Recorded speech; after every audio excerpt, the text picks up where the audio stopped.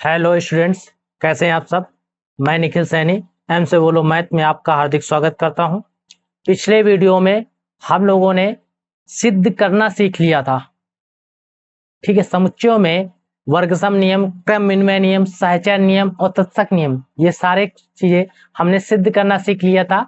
ठीक है, आज की जो क्लास में है वो वेन डायग्राम के बारे में सीखेंगे। कैसे वेन डायग्राम बहुत पूछा जाता है, इंटरसेक्शन, यूनियन, डिफरेंस बहुत ज्यादा पूछा जाता है पेपर में। इसके बारे आगे कंपटीशन में बहुत ज्यादा पूछा जाता है, तो उसके बारे में आज जोर शोरों से धुआंधार क्लास चलने जा रही है। चलिए आइए देखते हैं उसके बारे में। वेन आरेख होता क्या है? वेन डायग्राम यदि समष्टि समुच्चय को किसी आयत व उसके उप समुच्चय को आयत के भीतर वृत्ताकार व दीर्घाकार भागों द्वारा प्रदर्शित करे तो प्राप्त आरेख वेन डायग्राम होता है। अगर आप पीछे 3 क्लास जो वीडियो बन चुकी हैं उसको अगर आप नहीं ले रहे हैं तो आपको ये बिल्कुल नहीं समझ में आएगा।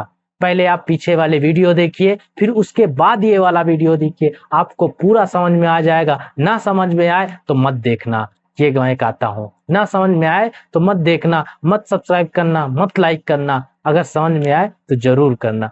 ठीक है, चलिए देखते हैं। समष्टि समुच्चय पीछे पढ़ा चुके हैं। किसी आयत व उप समुच्चय के आयत के भीतर वृत्ताकार व दीर्घाकार, जैसे हम ये वृत्त आयत के रूप में बना लिए, इसको वृत्ताकार बना लो या दीर्घाकार बना लो, भागों द्वारा प्रदर्शित करें तो वेन डायग्राम कहलाता है। इसको हम कहते हैं वेन डायग्राम। ये यू जो है यूनिवर्सल सेट, पूरा यूनिवर्सल सेट के अंदर लिखा जाता है। ये हमारा समुच्चय ए है, ये समुच्चय बी है। देखिए वेन आरेख बनता कैसे है।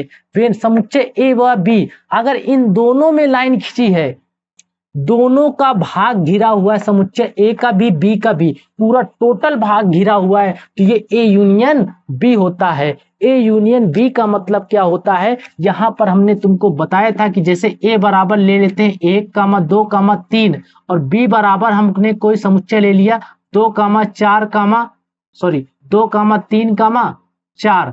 अगर कह दे ए यूनियन बी निकालो, तो ए यूनियन बी निकालने के लिए जो कॉमन वाली चीजें हैं उनको भी लेना, यानी कॉमन वाला भी लेना, जो कॉमन नहीं है उसको भी नहीं, पूरा लेना है टोटल। देखो कॉमन 1 इसमें नहीं है, एक बार ले लो। 2 कॉमन है, ले लो। 3 कॉमन है, ले लो। 4 कॉमन नहीं है, ले लो। देखो कुछ अवयव छूटा है, ऐसा नहीं छूटा ना। ये होता है ए यूनियन बी होता है।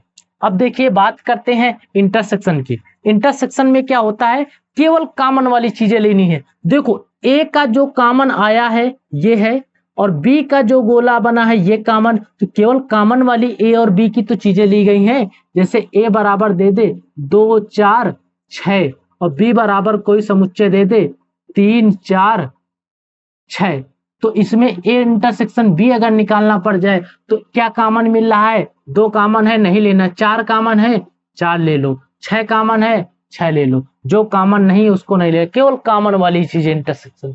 आ रहा है ना पूरा समझ में? ठीक है, आगे बढ़े।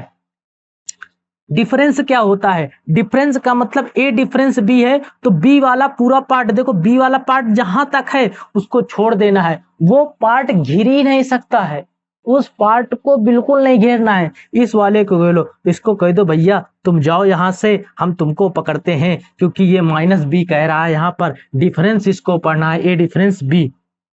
जैसे ए बराबर कोई समुच्चय दे दे 2, 4, 6, 8, ये ए बराबर कोई समुच्चय दे दे, और बी बराबर कोई समुच्चय दे दे, बी बराबर कोई समुच्चय दे दे 6, 8, 9, तो ए डिफरेंस बी कह दे निकालने को, तो हम क्या करेंगे, बी वाले सारे अवयव से हटा दो। 6, 8 ए में से, तो 6, 8 हटा दो, 9 है ही नहीं इसमें, तो 6, 8 हटा दो तो क्या बचेगा 2, 4, 2, 4 बचेगा। बात आ गई समझ में? ऐसे ही करना। देखो ये भाग बिल्कुल छोड़ देना बी डिफरेंस। अगर ए डिफरेंस बी डिफरेंस ये होता तो ए वाला पूरा छोड़ते। ठीक है, जहां तक ए रहता। ठीक है, आ गया ना पूरा समझ में?